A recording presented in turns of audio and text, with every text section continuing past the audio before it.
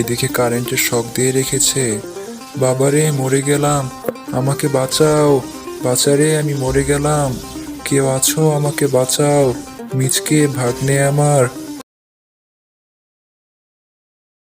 Status আমার single দেখে, status আমার সিঙ্গেল দেখে লাগাই হরো হরি, এর কি যে করি, হায় রে কি যে করি, আমি টানা কাটা পড়ি, আমি টানা কাটা পড়ি।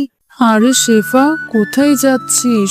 দেখে তো মনে হচ্ছে খুব রঙে আছিস। তা গান গাইতে গাইতে কোথায় যাওয়া হচ্ছে শুনি?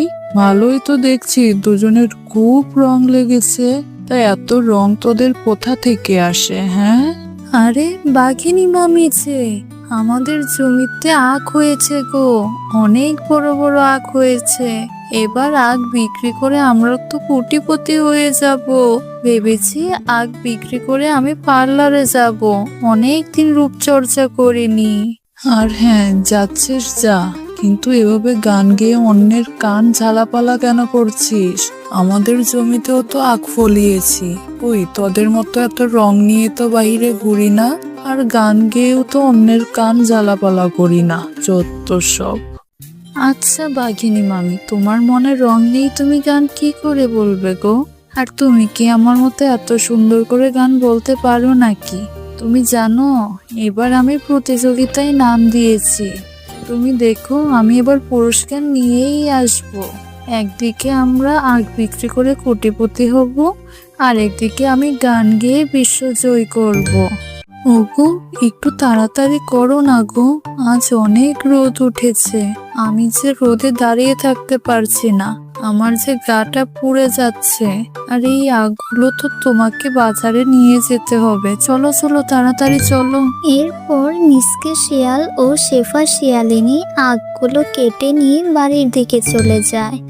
আর মিসকে শিয়াল আখগুলো কেটে বাজারে রস করে বিক্রি করতে থাকে। আসুন, রস খেয়ে যান, তরতাজা আখের রস খেয়ে যান, দাদারা দিদিরা, টাটকা রস খেয়ে যান, খেয়ে যান, একবার খেলে বারবার খেতে চাইবে। আরে ও মিসকে ভাই, তোমার জমির আখের রস দেখতে তো টাটকা মনে হচ্ছে, আর মনে হচ্ছে খুব সুস্বাদুও হবে, আমাকে এক গ্লাস দাও তো।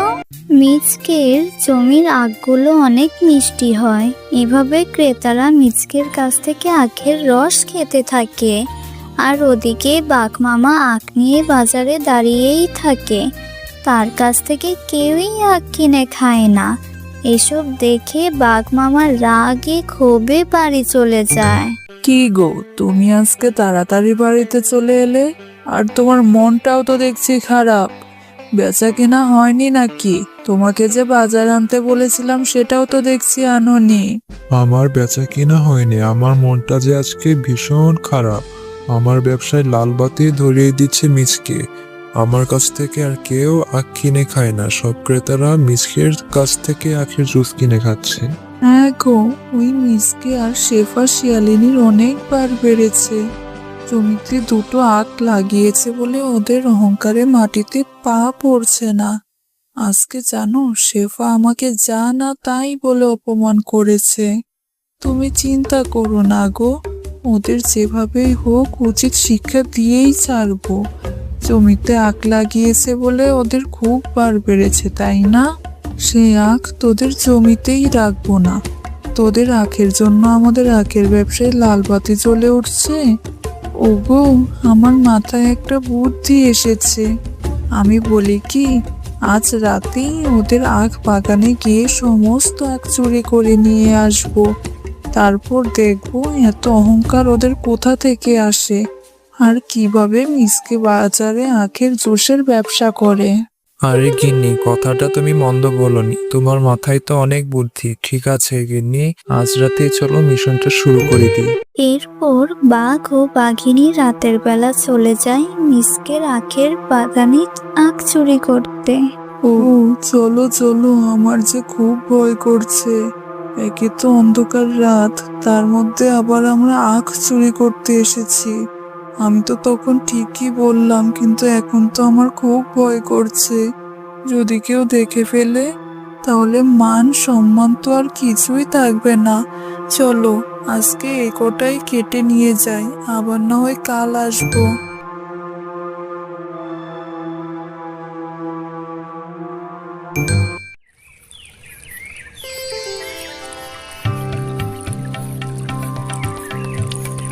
পরের দিন সকালবেলা মিচকে ও শেফা শিয়ালিনী যখন তাদের আখের জমিতে যায়, তখন তারা গিয়ে দেখে কে যেন তাদের আখগুলো কেটে নিয়ে চলে গেছে। হ্যাঁ গো, এত বড় সর্বনাশ কে করলো গো? কে যেন আমাদের জমির আখগুলো কেটে নিয়ে গেছে। কত কষ্টের ফসল, কত টাকা এখানে খরচ করেছি আমরা। আমার যে সব স্বপ্ন মাটি হয়ে গেল গো। আমার আর পার্লারে যাওয়া হলো না। বউ, তুমি দুঃখ করো না, নিশ্চয় আল্লাহ তার বিচার করবে। ওগো, যে কয়টা আখ এখানে আছে সেগুলোকে রক্ষা করতে হবে, না হলে যে এগুলোও চুরি হয়ে যাবে। হ্যাঁ গো, আমার মাথায় একটা বুদ্ধি এসেছে গো।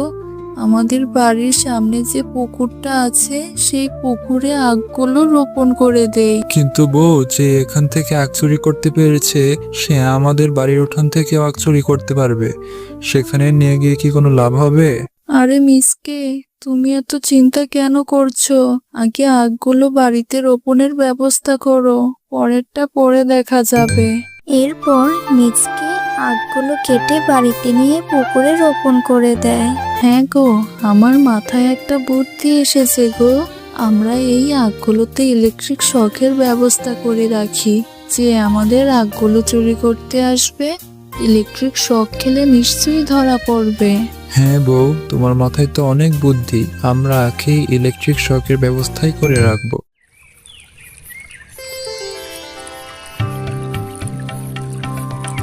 গিন্নি, চলো চলো, রাত হয়ে গেছে, আমরা আমাদের মিশনটা শুরু করে দিই। হ্যাঁ গো, আমার যে শরীরটা ভালো লাগছে না, তুমি বরং আজকে একাই যাও।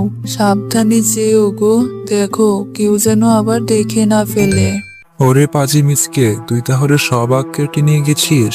ঠিক আছে, তুই কেটে নিয়ে কোথায় লুকিয়ে রাখতে পারবি? নিশ্চয়ই তোর বাড়িতেই রেখেছিস। আমি তোর বাড়ি থেকে সব চুরি করে নিয়ে আসবো।